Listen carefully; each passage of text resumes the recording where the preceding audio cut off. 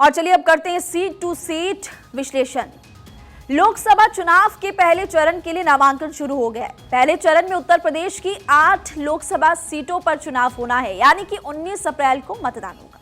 ये सभी सीटें जाटलैंड के तहत आती है। बीजेपी को उम्मीद है कि इन सभी सीटों पर उसका प्रदर्शन इस बार साल 2014 की तरह ही नजर आने वाला है, क्योंकि इस बार आरएलडी उसके साथ आ गई है। इन 8 लोकसभा सीटों में एक सीट पीलीभीत भी है, जहां पर वरुण गांधी को लेकर सस्पेंस इस वक्त बना हुआ है। सीट टू सीट संपूर्ण विश्लेषण में आज हम 3 लोकसभा सीटों यानी कि पीलीभीत, मैनपुरी, कन्नौज, इन 3 सीटों की बात करेंगे। जानेंगे वहां के समीकरण, पिछली बार के चुनाव का गणित, और साथ ही में ये भी एनालाइज करेंगे कि आखिर इन सीटों पर पार्टियों की जीतने की संभावना कैसी है, किस पार्टी की कितनी जीतने की संभावना। सबसे पहले बात करते हैं पीलीभीत जिला की।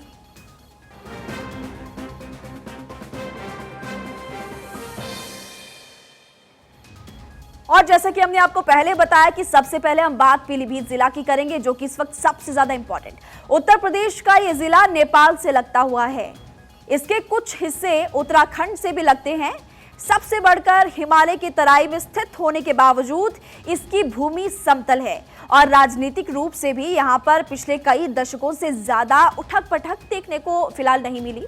यहां भी गांधी परिवार का एक कब्जा है, लेकिन कांग्रेसी गांधी परिवार नहीं बल्कि भाजपाई गांधी परिवार का, यानी कि मेनका और वरुण का। तो देखिए, पीलीभीत के प्रतिनिधि 1952 की बात करें तो वहीं से हम शुरू करेंगे।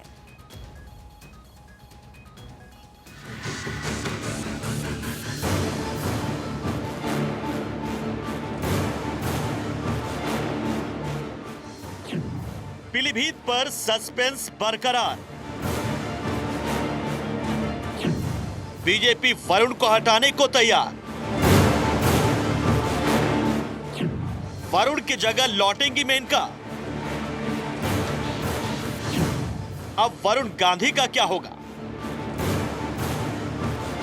उत्तर प्रदेश का पीलीभीत अमेठी और रायबरेली की तरह ही गांधी परिवार का गढ़ है, लेकिन कांग्रेसी गांधी परिवार नहीं बल्कि परिवार से पृथक भाजपाई गांधी का गढ़ है। इस सीट पर पिछले 30 वर्षों से कभी मेनका तो कभी वरुण गांधी सांसद रहे हैं। 80 के दशक में जब से मेनका गांधी ने गांधी परिवार से अलग होकर राजनीति में कदम रखा, यहाँ की जनता का प्यार लगातार उन्हें मिलता रहा। 1989 में मेनका ने पहली बार यहाँ से चुनावी राजनीति की शुरुआत की और जनता दल के टिकट पर मैदान में उतरी और जीत दर्ज की। मेनका का दबदबा इस क्षेत्र में ऐसा रहा कि बतौर निर्दलीय भी वो यहाँ से जीत चुकी है। साल 2009 में उन्होंने बेटे वरुण गांधी के लिए सीट छोड़ी। इस बीच वरुण और मेनका दोनों ही बीजेपी में शामिल हो चुके थे। वरुण को बीजेपी ने यहाँ से टिकट दे दिया। वरुण न सिर्फ जीते बल्कि उन्हें अपनी मां से कहीं ज्यादा समर्थन मिला। वरुण ने चुनाव में 50% से ज्यादा वोट हासिल की और उनकी जीत का अंतर भी मेनका के मुकाबले बहुत बड़ा था। ये जीत उस दौर में हुई जब कांग्रेस नीत यूपीए ने साल 2004 और 2009 में देश भर में शानदार प्रदर्शन कर सत्ता में वापसी की थी। साल 2014 में यह सीट दोबारा मेनका गांधी को दे दी गई और वरुण गांधी को सुल्तानपुर की सीट पर जाना पड़ा। दोनों ही अपनी अपनी सीट जीतने में कामयाब रहे। इसके बाद के चुनाव यानी 2019 में इन दोनों की सीट आपस में बदल गई, यानी मेनका वापस सुल्तानपुर तो वरुण पीलीभीत लौट आए। लेकिन नतीजे नहीं बदले, दोनों ने ही अपनी अपनी सीट पर कमल खिला दी। लेकिन इस बार के चुनाव में इस सीट पर स्थिति साफ नहीं हो सकी है। बीजेपी की पहली और दूसरी सूची में पीलीभीत का नाम शामिल नहीं रहा है। मंथन का दौर जारी है। वरुण को लेकर सस्पेंस बना हुआ है। पार्टी लाइन से बाहर जाकर दिए गए उनके बयान हो या फिर राहुल प्रियंका से उनकी मुलाकात, ये सब उनके टिकट के कंफर्मेशन पर संदेह पैदा कर रहे हैं। इस बीच उनके सचिव की ओर से नॉमिनेशन फॉर्म के चार्जशीट खरीदे जाने की खबरों ने सियासी हलचल पैदा की है। रही सही कसर सपा की ओर से वरुण को दिए जा रहे ऑफर ने पूरी कर दी है। इंतजार है तो बस बीजेपी की घोषणा का, वरुण रहते हैं या उम्मीदवारों की सूची से बाहर जाते हैं। Bureau report, Bharat 24। और हमने आपके लिए ये रिपोर्ट तैयार की थी। इस सीट को लेकर इतिहास क्या रहा है ये हमने आपको बताया। देखिए, आजादी के बाद से ही पीलीभीत सीट पर शुरू से ही अलग अलग पार्टियों का राज रहा है। पहले चुनाव में भले ही कांग्रेस ने इस सीट पर जीत हासिल की, लेकिन उसके बाद से हर बार अलग अलग पार्टी ने यहाँ पर कब्जा किया। लेकिन बीते 3 दशक से यहाँ पर मेनका और वरुण ही सांसद बन रहे हैं। 1952 से हम बात करते हैं। 1952 कांग्रेस से मुकुंद लाल अग्रवाल जिनकी जीत हुई थी। फिर 1957 में प्रजा सोशलिस्ट पार्टी से मोहन स्वरूप को यहां से जीत हासिल हुई। 1962 की बात करें तो प्रजा सोशलिस्ट पार्टी से मोहन स्वरूप को दूसरी बार सांसद बनने का मौका मिला। उनको दोबारा से वहां की जनता ने जिताया। 1967 की बात करें तो एक बार फिर प्रजा सोशलिस्ट पार्टी से मोहन स्वरूप ने जीत की हैट्रिक लगा दी। फिर आया साल 1971। कांग्रेस में आए मोहन स्वरूप ने चौथी बार जीत का कारनामा कर दिखाया। 1977 की अगर बात करें तो जनता पार्टी से मोहम्मद शमसूल हसन खान को यहां से जीत हासिल हुई। फिर 1980 की अगर बात करें तो कांग्रेस से हरीश कुमार गंगवार, यानी कि इससे आप अंदाजा लगा सकते हैं कि लगातार सत्ता बदलती रही यहां से। 1984 में अगर हम देखें तो कांग्रेस से भानु प्रताप सिंह को जीत हासिल हुई। फिर आया साल 1989 और जनता दल से मेनका गांधी को जीत हासिल हुई। 1991 में बीजेपी से परशुराम गंगवार को जीत मिली। 1996 की अगर बात करें तो जनता दल से ही मेनका गांधी की यहाँ पर दूसरी बार जीत हुई। 1998 में बात करें तो निर्दलीय के तौर पर मेनका गांधी यहाँ से जीती। 1999 में मेनका गांधी एक बार फिर से निर्दलीय जीती। फिर साल 2004 के चुनाव की अगर बात करें तो भारतीय जनता पार्टी ज्वाइन की और बीजेपी से मेनका गांधी की जीत हासिल हुई। साल 2009 में फिर वरुण गांधी, उनको जीत हासिल हुई और 14 में बीजेपी से मेनका गांधी। फिर आया साल 2019 का चुनाव और बीजेपी में फिर से वरुण गांधी ने जीत हासिल की। तो ओवरऑल हम आपको बता रहे हैं। पीलीभीत की अगर बात करें तो विधानसभा क्षेत्रों के बारे में भी हम आपको बताएंगे, लेकिन इस वक्त हम आपको प्रतिनिधि लगातार बता रहे हैं। देखिए, पीलीभीत के बारे में और ज़्यादा जानते हैं और सबसे बड़ी बात कि पीलीभीत जिसे देखकर अंदाज़ा ये लग जाएगा कि ये बीजेपी का गढ़ ही है। सबसे बड़ी बात कि पीलीभीत भाजपाई गांधी परिवार का गढ़ माना जाता है। साल 2014 मेनका गांधी कुल वोट कितने मिले ये आपको बताते हैं। 5,46,934 वोट। शेयर कितना था? 52.06%। फिर बुद्धसेन वर्मा, कुल वोट इनको मिले 2,39,882। इनका वोट शेयर था 22.83%। और इसके बाद आपको लगातार हम क्योंकि बात बता रहे हैं, तीसरे नंबर पर जो अनीस अहमद खान थे और ऐसे में उनको देखिए फूल बाबू भी कहा जाता है। इनको कुल वोट मिले थे 1,96,294 और इनका वोट शेयर कुल था 8.68%। अब बात करते हैं साल 2019 के चुनाव की।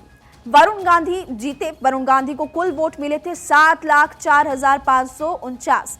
इनका वोट शेयर था 59.38%। दूसरे नंबर पर सपा के हेमराज वर्मा को वोट मिले थे, यानी कि वो दूसरे नंबर पर थे और इनको कुल वोट मिले थे 4,48,922। इनका वोट शेयर था 37.83%।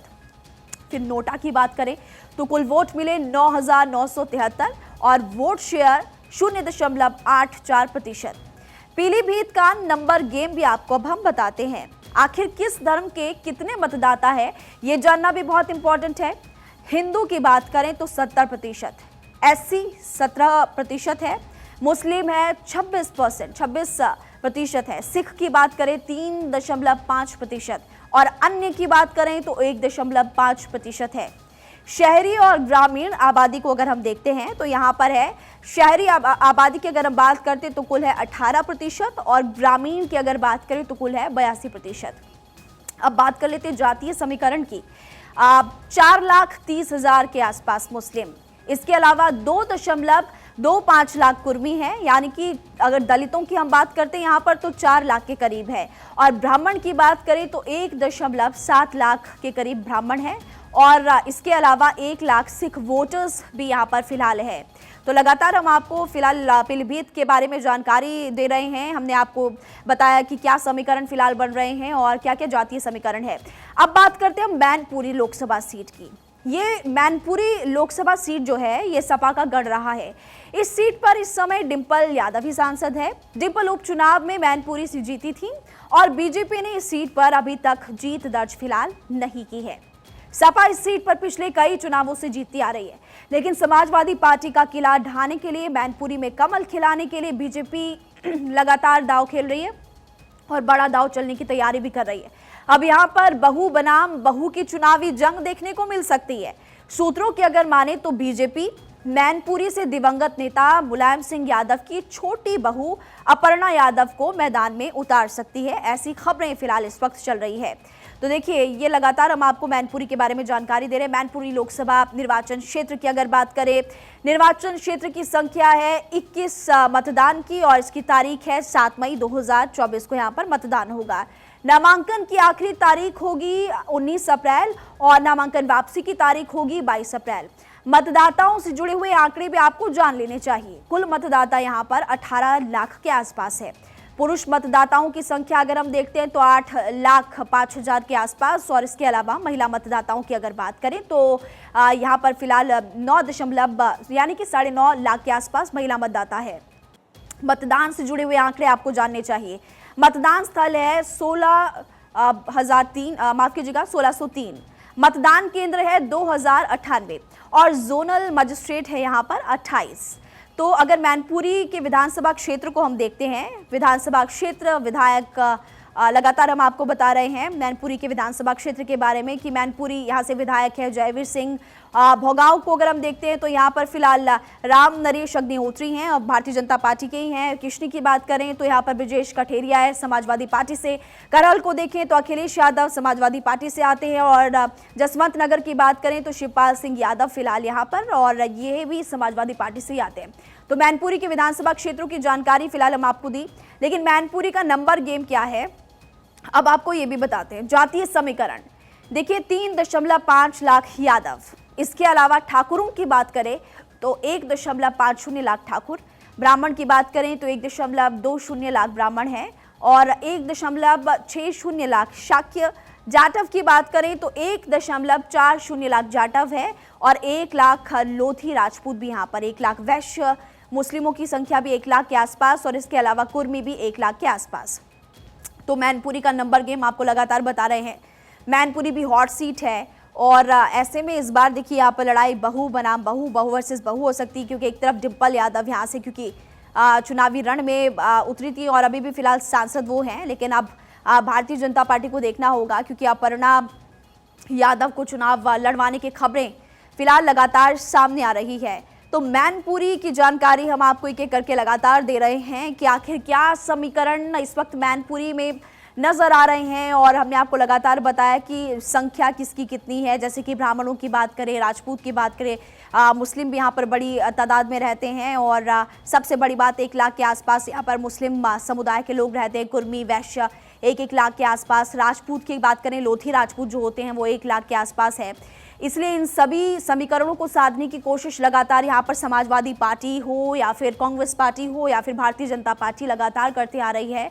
लेकिन मैनपुरी सीट से इस वक्त समाजवादी पार्टी की ही डिम्पल यादव चुनावी रण में भी उतरते हुए नजर आएंगे। और सबसे बड़ी बात कि अब देखना ये होगा क्या भारतीय जनता पार्टी यहाँ से अपर्णा यादव जो कि मुलायम सिंह यादव की छोटी बहू, उनको टिकट देती हैं, और अगर देती हैं तो फिर देखना होगा कि जीत किसकी होती है।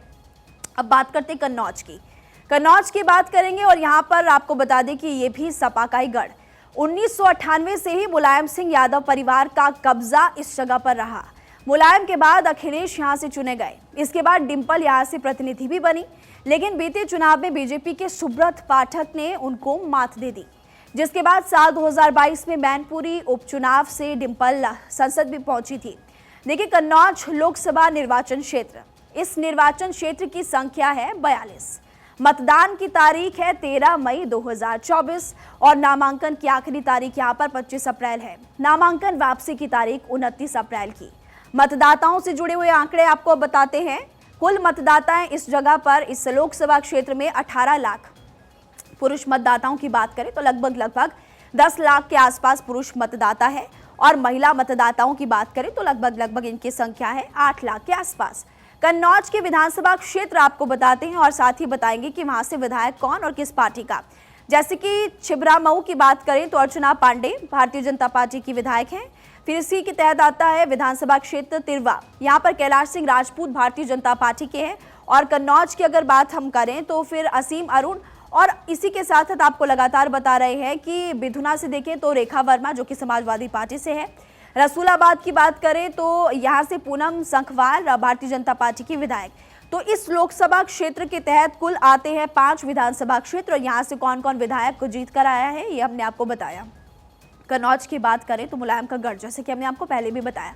साल 2019 को अगर हम देखते हैं, साल 2019 के लोकसभा चुनावों को, सुब्रत पाठक, कुल वोट इनको मिले थे 5,63,087। इनका वोट शेयर था 48.29%। फिर डिंपल यादव की बात करें, कुल वोट मिले थे 5,50,734। इनका वोट शेयर था 48.29%। फिर साल 2014 के लोकसभा चुनाव को अगर हम देखते हैं, क्योंकि अभी हमने 19 की बात की, डिंपल यादव, कुल वोट इनको मिले 4,89,164। वोट शेयर इनके थे 43.89%। सुब्रत पाठक को कुल वोट मिले 4,69,256 और वोट शेयर था 42.11%। कन्नौज का जातीय समीकरण भी आपको बताएंगे और जातीय समीकरण की बात करें तो मुस्लिम है यहाँ पर 16%, यादवों की संख्या 16% है, ब्राह्मण 15%, राजपूत 10% और अन्य है 39%।